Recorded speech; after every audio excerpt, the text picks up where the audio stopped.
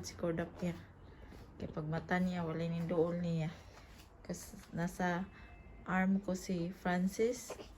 And ganina pa siya gising. And siguro nang luod siya kaya wala ning duol niya pag mata niya.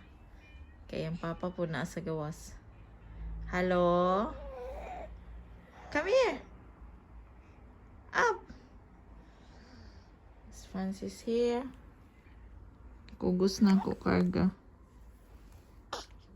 Karga na ko si Francis. Ah. Look here. Look. You wanna look? Yeah? Ta-dang. Huh? No? Why? No? Bye.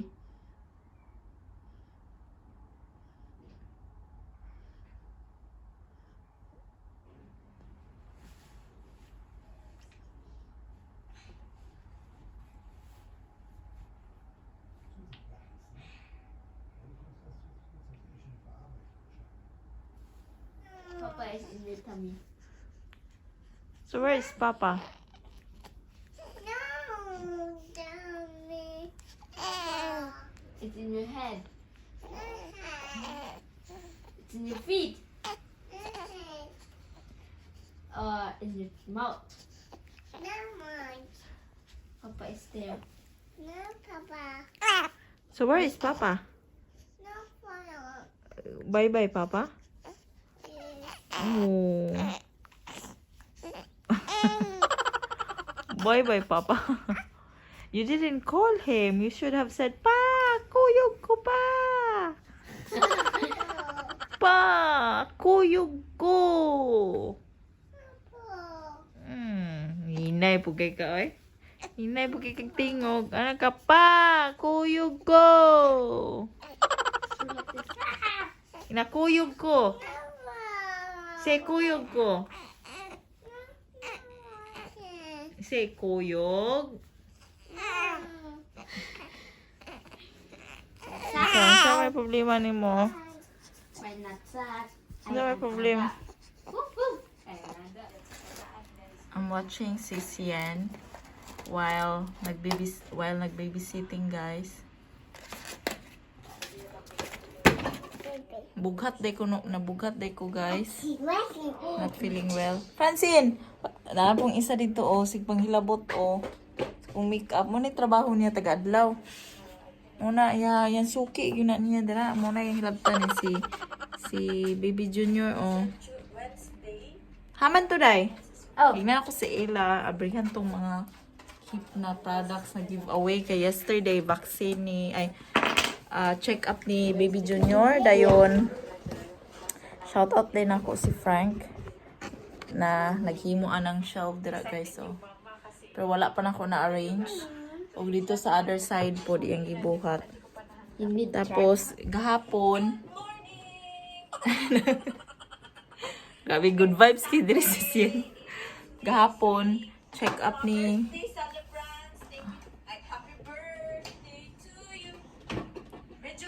gahapon ni yeah, happy birthday. Sing happy birthday.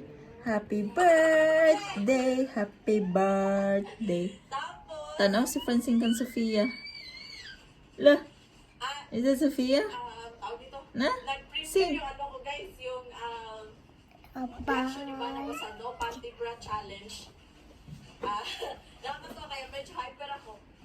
Ganito kami dito pag si Sofia.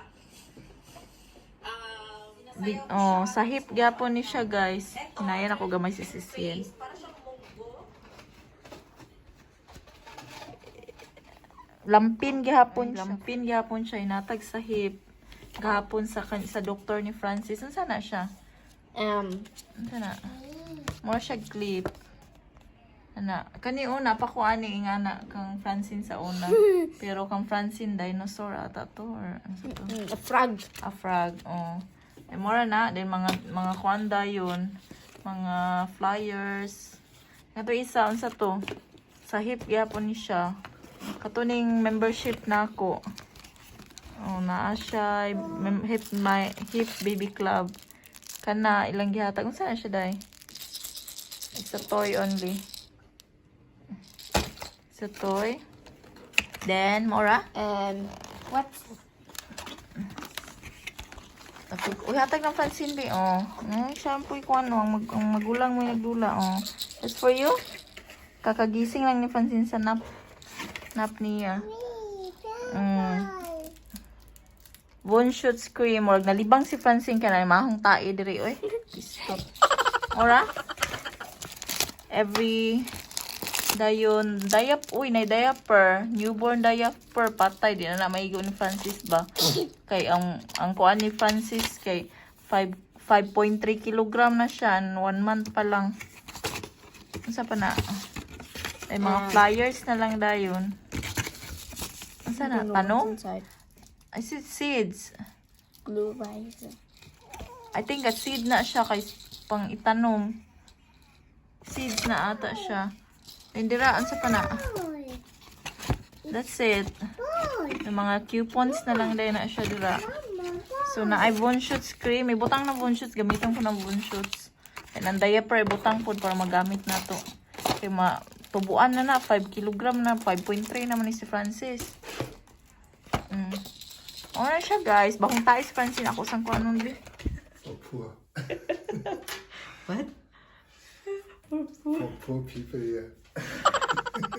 Frank is preparing a candlelight dinner at 12 midnight. I think you should switch on the light here. It's nice and cozy. Should I leave the light off? Because then you don't see the meat. Should switch on the light.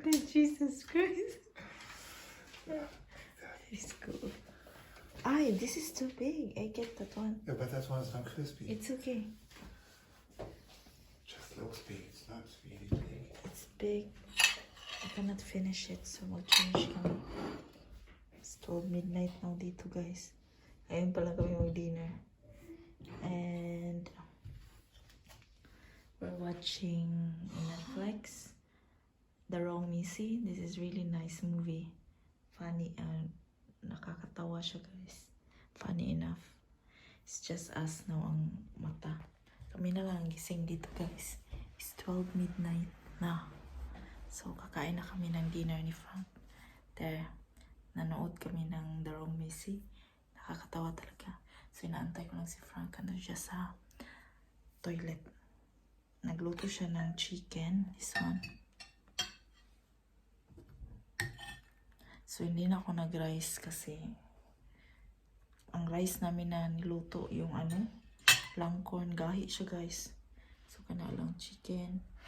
That one. So, kain tayo. 12 midnight.